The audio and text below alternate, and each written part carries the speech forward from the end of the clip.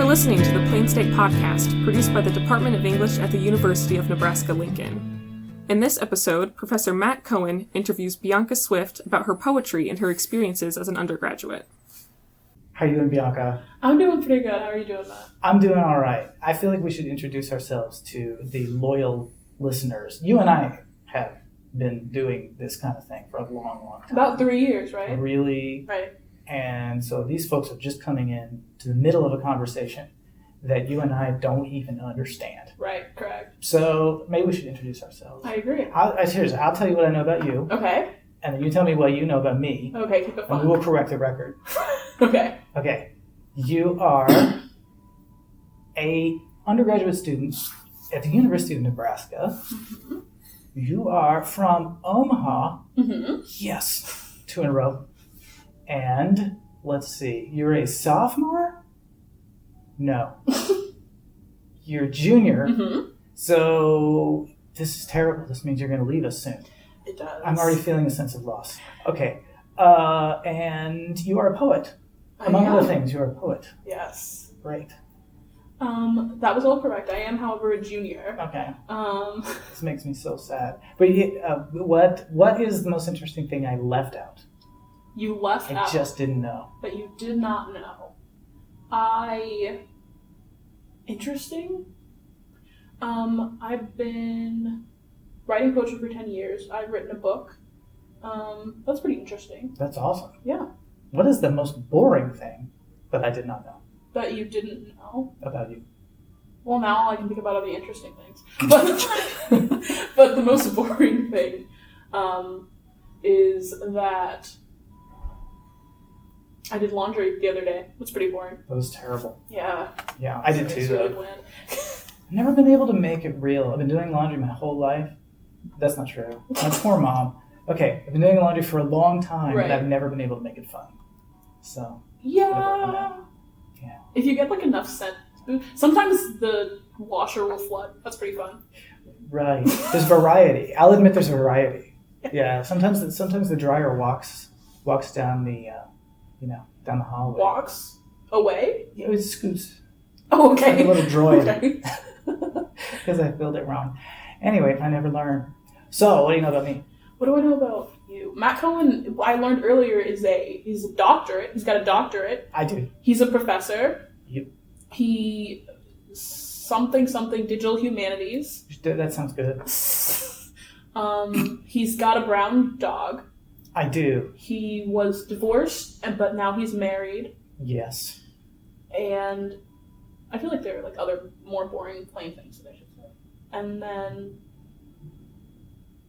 We have only had one class together, though, technically. But you're my boss. Yes, that's Technically. true. I am your boss. Maybe we should talk about how that all happened. Oh, yeah, that'd be So you are, among other things, doing something called a UCare project. What is UCare? It's an acronym, Okay. but it's undergraduate, creative, and research education. Something like that. Something like that. So this is a research thing. You get paid to do research. I do get paid to do But research. you had to come up with this. So what's your thing? So, you mean what's a story? Or Yeah, what's the story? this is a very interesting story. Once upon a time, on our University of Nebraska-Lincoln campus, there was a white supremacist. His name was Redacted. And he was on campus. He had like a horrible little video where he was like, oh, we can't attack black people now. We have to wait. And there was a meeting about that conversation because we were all like, that's pretty yikes. Mm-hmm. And I wrote 2 poems for that meeting, and I think it like got the attention of like maybe like a news source or something like that. And I had talked a lot about not being able to most likely continue going to this college because there was a white supremacist there, and one could argue that was a danger to my safety. So a broadcasting white supremacist. Yeah, Scary. you're right, because there are many non-broadcasting white supremacists. This was a special situation. This is unique, one would say. So then after all this conversation with my mom, we'd already like kind of decided that maybe I would go to Houston or my sister, because she went to an HBCU, and I'd go there. And so I ended up going to the idea committee because they wanted me to give some more information and talk about what they could do as separate colleges. The idea committee also has an acronym, but I also don't know it. Inclusivity, diversity, yes, something. The rest of it's good too. Right. So Professor Kenneth Price happened to be on that, and I'm so glad that I was speaking particularly well that day. I brought note cards. I had planned it, so because otherwise, who knows how this would go down. It's a lesson to us all. And so he was on the committee. I was talking about it. I was like, such and such, black people are people. Such and such, we're scared. Such and such, all that good stuff.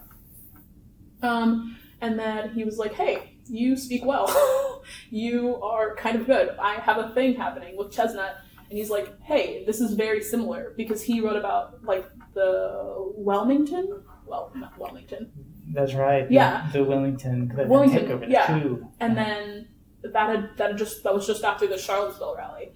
And so it was like a lot of parallels. And so I was like, that's really, really interesting. So we started talking about that, and he was like, you're an undergraduate student, so legally I can't pay you.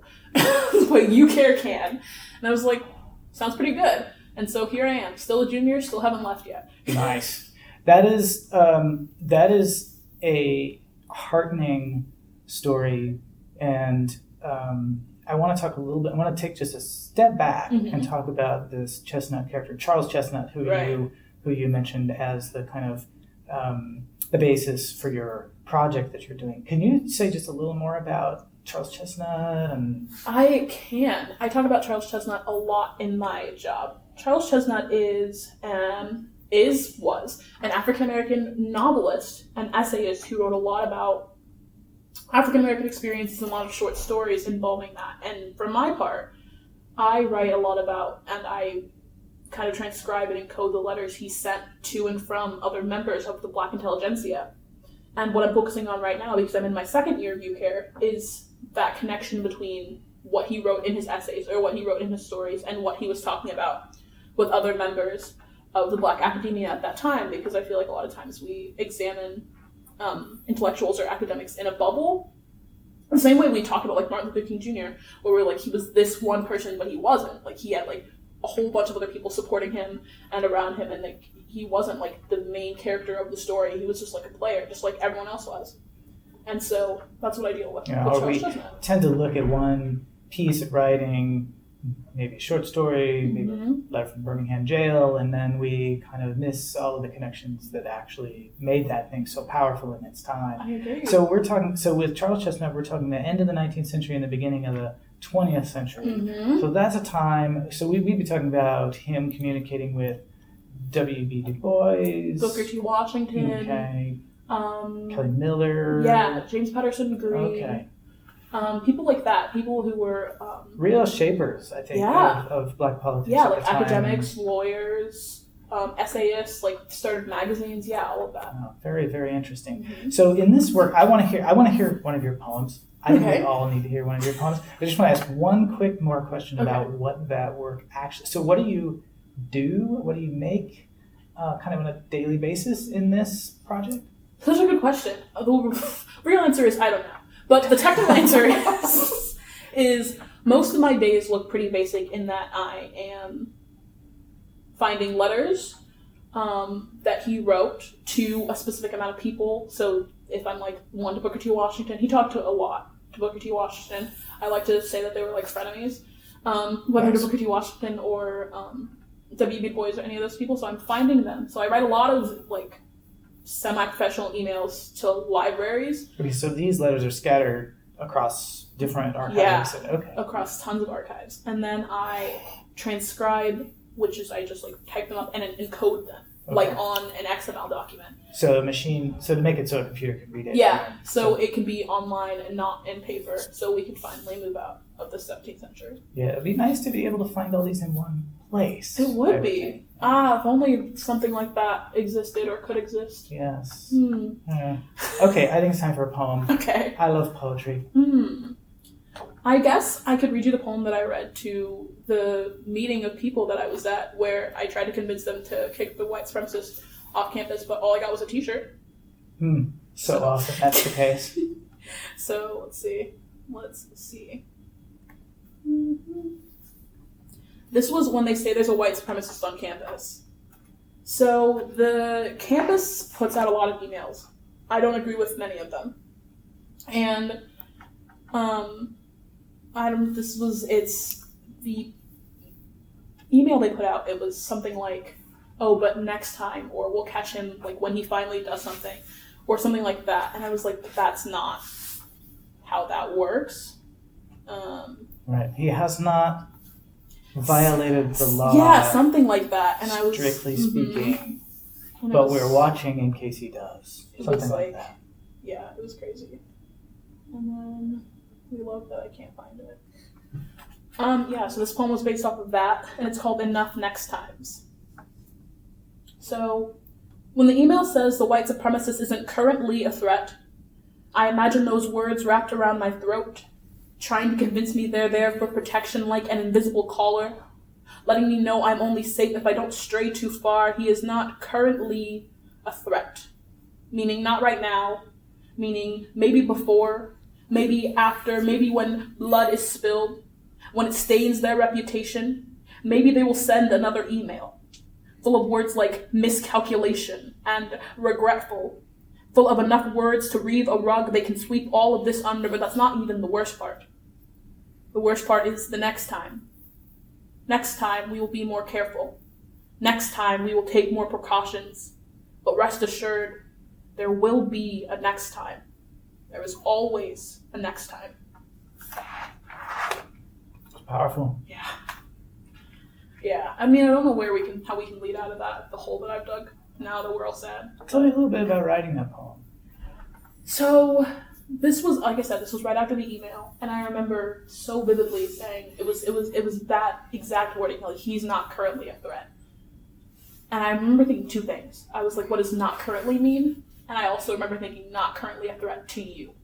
Because he, at that moment, at the exact moment that like video went out, he was a threat to every black person, every person of color, every homosexual. He was every Jewish person. Like he then turned into a threat then, but because it's like he's not currently a threat. And it's like, not currently a threat to who? And so that's what I was thinking a lot about when I wrote this poem. That focus on very minute uses of language, on the latent kind of potential of words, is a thing you do a lot. It's in your poetry. It's certainly in the work that I've seen you do in classes, and also with the Chestnut Archive. So I think that's really interesting. Do you how do you know a poem is coming? Do you have a routine? Do you let things hit you? Is there a pattern there even? I know a poem is coming. I think the short answer is I never do. Okay.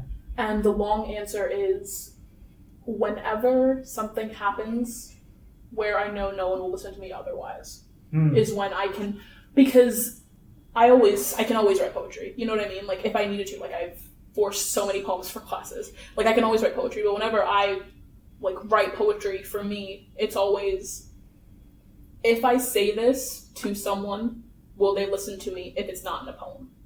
And that's how I do it. So performing this poem. Because I did choose to perform it at the meeting, yes. But that's a different, it's one thing to put a poem out there and have people read it. It's another thing to have to read it yourself in front of the they to which you are referring in that poem. It was. It was very scary, but it was also, I don't know, I feel like poetry is a medium that they easily absorb it in a way. I feel like if I had just stood there and I was like, you guys are wrong, you guys have done this, they wouldn't have heard it. But I think that it was because of this poem that I was able to get to go to the idea community, able to have my stuff in a newspaper where they talked about it, because it was easier to swallow, and that's kind of what I'm all about when I do performance poetry or any kind of poetry. It's like, how can my message get to the most people, and how will they be most easily able to accept it? Yeah. Do you, so let's talk about the performance poetry dimension of this. You are part of our slam poetry team. I am part of our slam poetry team. What does that... I think I vaguely understand the slam poetry concept. This is... Right. How would you describe it? And how would you describe what it means to be doing it, like, as a group? Right. Yeah. Okay. So imagine if you were good at writing but weren't cool enough to do a rap battle. Okay. That's this. Very easy for me to imagine, just so you know. That's slam poetry for you. Okay. No, but it's a very interesting beast in that you're like, hey, here's my trauma. Here's every bad thing that's happened to me, beautifully performed in a poem. Please grade me. How does the grading work? You don't grade each other. You have judges. Judges. Oh, yes, but a lot of the times the slam poetry is based, it's like the whole point is it's layman, so it's anyone who was in the room or they can find. Okay, gotcha.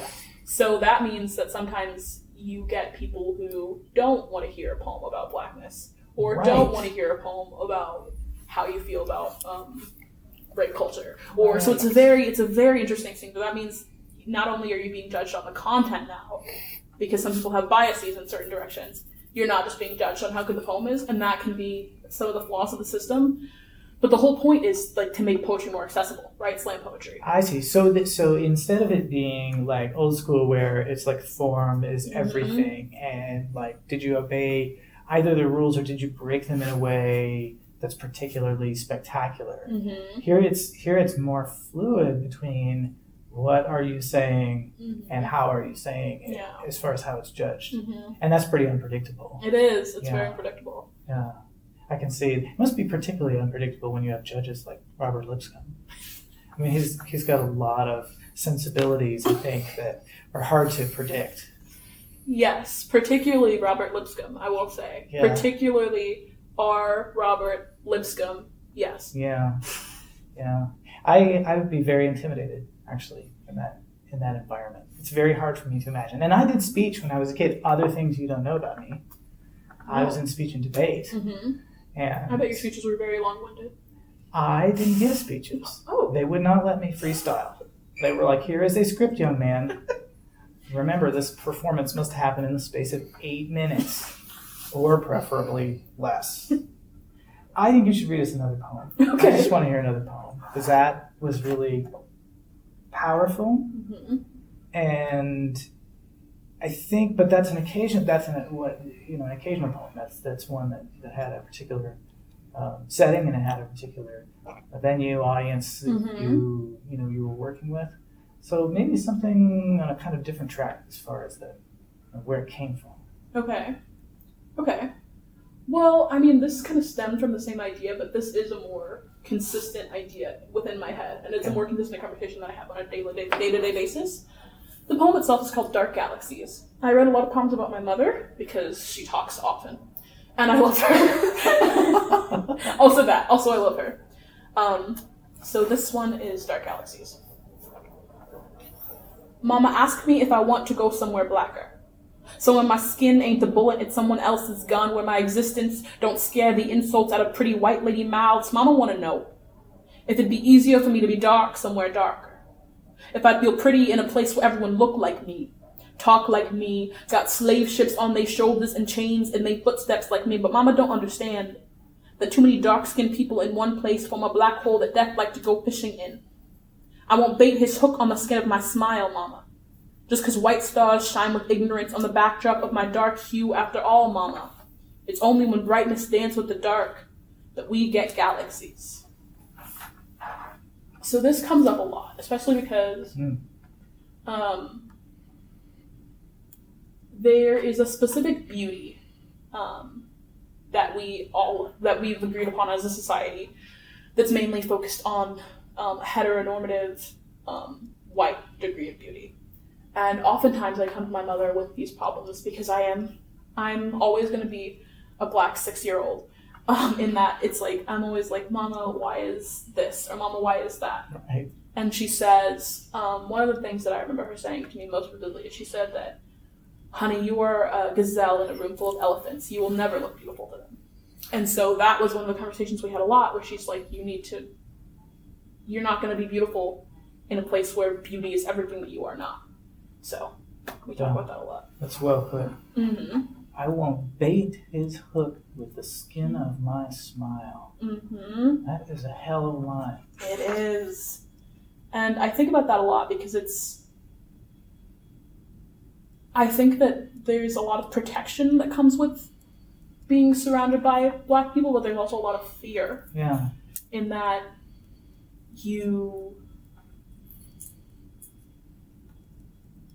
there are more of you to hit. There are more of you to target, right? And I think I've always kind of felt safer as like the one Black person in like a room of white people, because then my voice is unique. It's like different. It's not like a mob. It's not like, oh, you're just like, you know what I mean? Yeah. So it's like a very, very like weird place to inhabit. So there's that ambivalence of that poem where it's sort of the tension between the domain of expression where you're understood and where you're part of a larger history, right? The slave ships on the shoulders and so on. And then that thing, I think that all poets are interested in doing a thing that's different, being heard in a way that has not been heard, where you have not been heard, but that has not been heard before. Yeah. Yeah, that's tough, and I think that's a really generative set of tensions. It's hard for me to imagine, I think, living inside those tensions both as a writer and also as somebody who's like a junior in college, like, because you got like, there's nested forms. It is, of tension. yeah. I'm like a freaking little Russian doll of like drama. It's like crazy. I want to ask you a question based on that. Talking about the way you're turning your experience of the particular atmosphere here, not just here at Nebraska, but at this moment, in history, and at this stage in your life where, as you say, there's that that sense that you're tied to relationships, that they are generative, but they're also limiting. Same deal with something like Nebraska, like Nebraska U. So I'm curious more particularly about your experience in the English department, like taking classes here, doing things like the slam poetry, because I feel like it's kind of its own sort of environment within this larger one. And I'm just curious, how you've enjoyed that, or what you kind of see as valuable or limiting or whatever. Like, I completely agree, but I completely agree with the idea that the English department is its own kind of beast. And I think maybe that's like with all kind of liberal arts things, because whenever I'm in a science class, I'm like one of 500 faces, right? And my opinion doesn't matter because the facts are the facts are the facts. But there's something about like having the power to argue like point blank with your professor, just like strong arm, like it's like you're just like having like a. Oh, I remember. I remember when you were like, "This poem is terrible. Why did you make us read it?" I had a lot in your class, but also because there's just like there's something really freeing about just being able to argue with your professor and knowing that neither of you are right, which is just like really cool. Which is what I like about the English department. And I feel like just in terms of being a Black person and also alive, some of my best experiences have come from the English department, because a lot of times writers, especially poetry writers, but like fiction writers, it's usually much harder for them to be very racist. You know what I mean? Because they have to like constantly interact, or like very like homophobic or anything like that, because they have to constantly interact with people who come from different backgrounds and experiences, which is really nice. However, I promised someone that I wouldn't name any names, but there was a specific instance in one of my classes where I found myself kind of like beaten down, like nearly day to day. And it was a class I thought I'd like, but just the fact that the professor, who was obviously white, was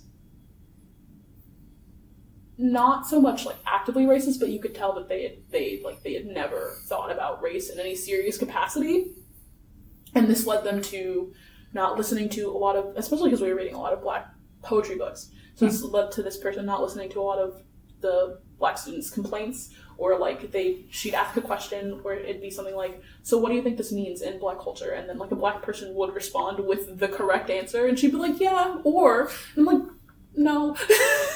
So it was like, that was like the only bad experience I can remember having. That, and someone once told me that Mark Twain's writing was good for Black people, which I also wrote a poem about, but it was... Really? Yeah. Well, I teach Mark Twain, and I agree. I think that's a tense. One of the reasons to teach him is to have a conversation about the limitations of the canon, to have a conversation about the relationship between what we think is beautiful writing or compelling writing or innovative writing and its effects on the world, like its real kind of impact on everyday folks. You know? But also on ideas about what American writing means, what it has meant, who we think of when we think about that. So what is like the most fun experience that you have had? I mean, I'm going to assume that we are talking about writing classes, but I don't know. So specifically because I said like some of my like 2 worst experiences happened in this English department, yes, but also like a lot of the best experiences in my life.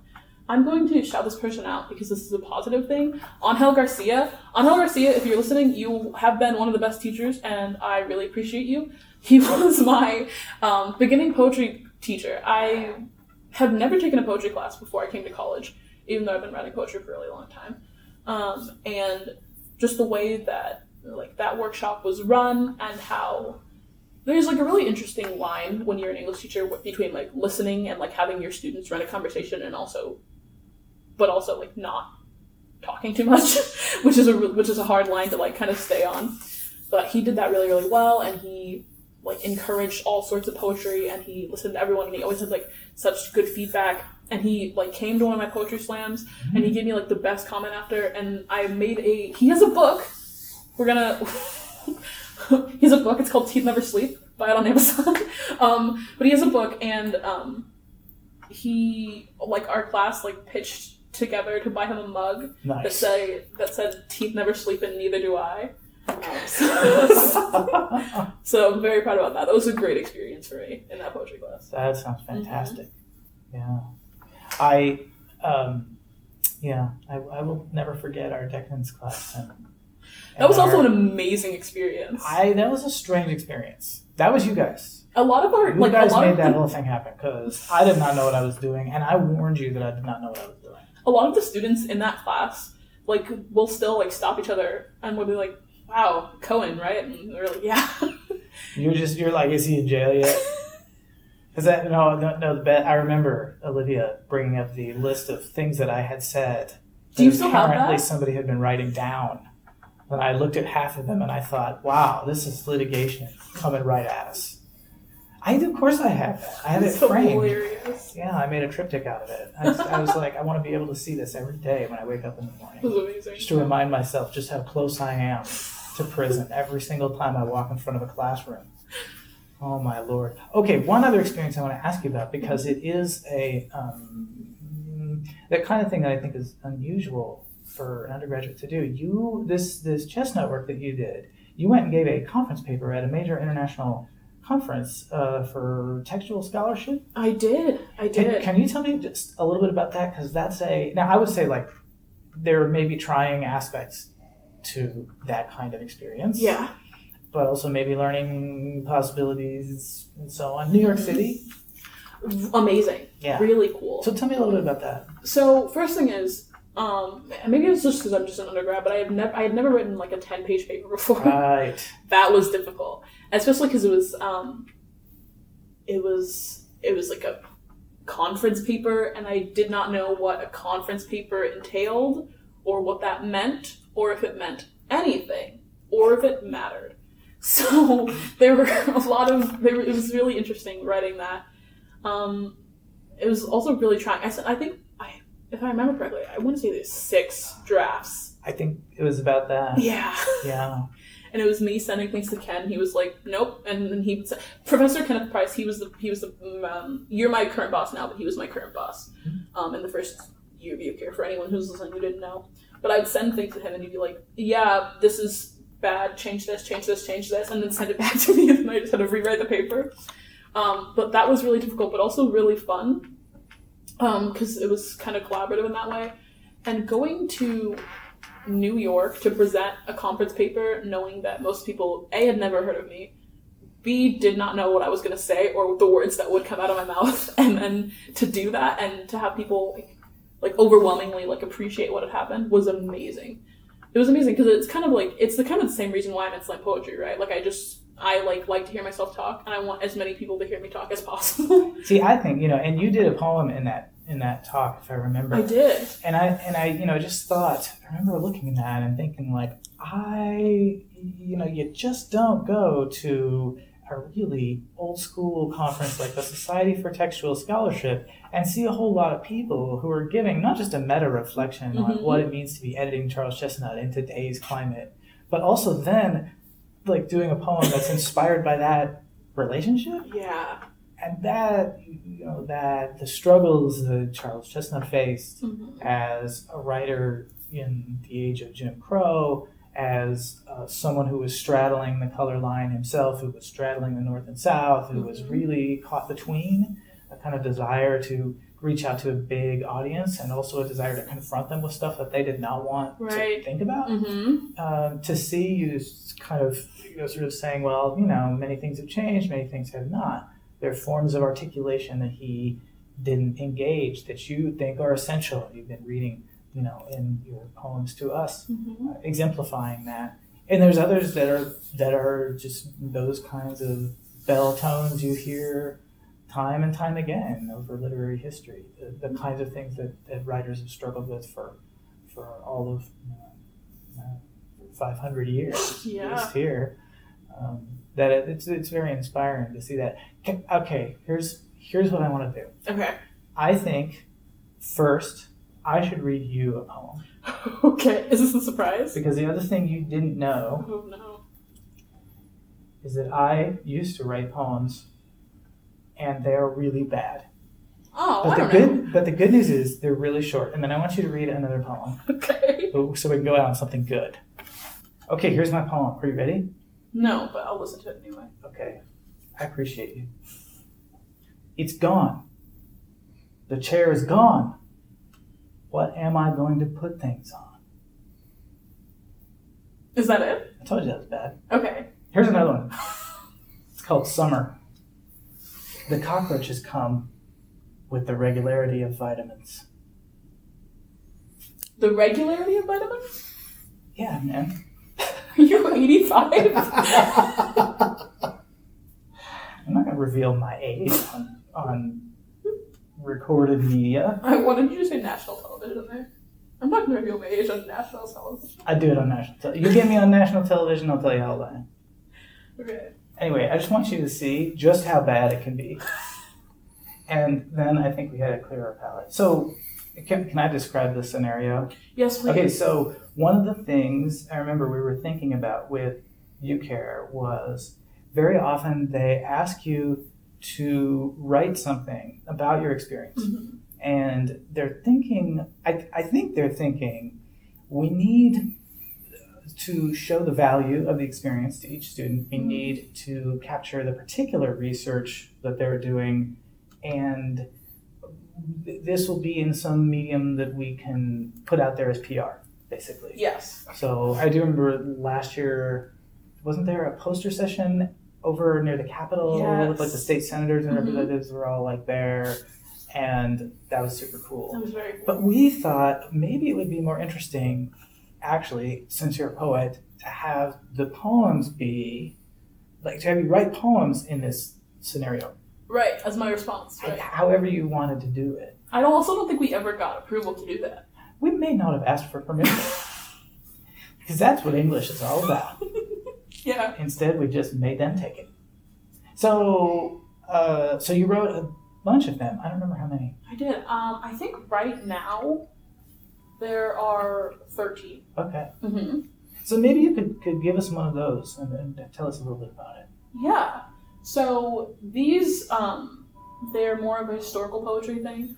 So I kind of write because these are all based off of quotes that Charles Chesnutt has actually written in books of poetry. So I say the date, I just say who was writing to, and I say the quote, and then I do a poem about it. This one is called Destiny, and it's a golden shovel poem. Okay. This is like kind of like where every line of the last, like every word of the last line creates the sentence. The quote was,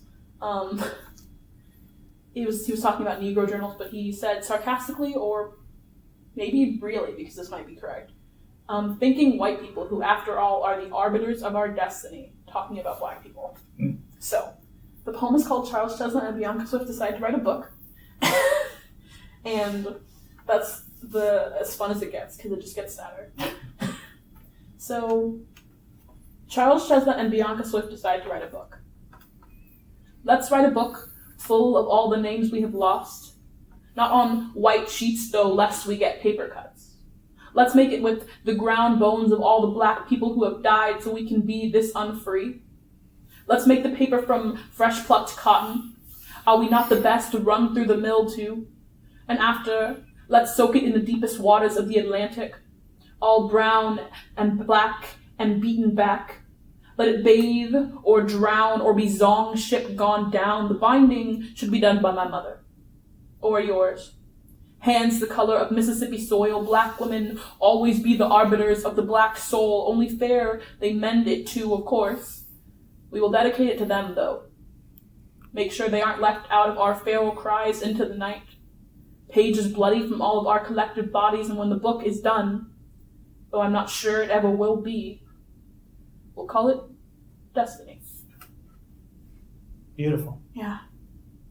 Really, really beautiful. Thank you. And tough. Yeah. Difficult. Yeah.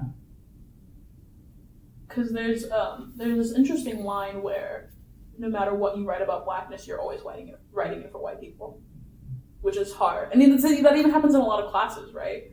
Because when you take black history classes, they're not for you. Like, they're not teaching black history for black people because we know it, right? It's for like the white people who happen to accidentally go in that class. Like, it's always for, like, no matter how much our blackness is about us, it's also about the culture of whiteness that we live in. Yeah. Mm-hmm. So you did a little traveling this summer. I did. Was it, I mean, how did you feel that kind of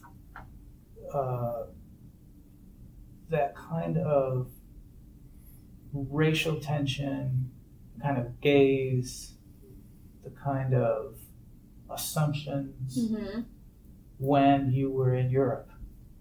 Was it similar, different? It was what came through? different in the way that, well, first things first, I think that European racism is a lot more subtler than American racism. They're better at it. They've been doing it for longer.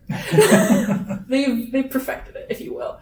So it's a lot subtler. So there are certain comments where they'll say it and you'll be like, oh, thank you. And then like later, you're like, oh, wait. yeah, like that. And then also it's kind of on a different bar because they're still like anti-black. Nearly everyone's anti-black, but it's also kind of along the line of like immigration, which you can tell is like very a rough thing, so. But they'll talk about that more casually. So like, I speak very very little French, but I like enough, like I understand enough that I'll catch like phrases, and they're just like so frank the way they like talk about immigration. They don't like it. First things first, let's put that out there. So that was kind of difficult. But, I mean, it's in the way of, I don't know if I expected anything different. Mm. You know what I mean? Yeah. So. Yeah. So a different style, a different set of priorities. Mm-hmm. Although I think those are shifting in America too. And I think that's one of the kind of dangerous things about the moment that we're in. And I think, you capture that really well. By moving across different forms, actually literally forms, because at least with this assignment you were doing, experimenting actually. With my Poetry for You Care, I'm doing a different poetic form or poetic structure in every single poem that I write, yeah. Yeah. Mm-hmm. You're famous, actually, for saying that you really would have to go, as I recall, below rock bottom before you would write a sonnet. I'm not famous. I'm famous only in my workplace, yes. I think your workplace is very important. But, I mean, Is there, so what's wrong with the sonnet? And this is, I swear, I'm not going to push this. Okay. But I'm just curious. The only issue that I have with the sonnet is that I feel like it's inaccessible for a lot of people. Okay. Because oftentimes I feel like sonnets are written for other poets.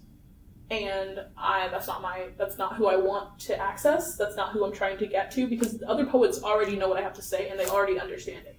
Because essentially most of the poems I write is racism is bad, treat me like a human.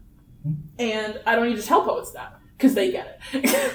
So my poetry, I'm not going to write a sonnet because not that I don't care about these people, but I don't care about those people because they know, they understand.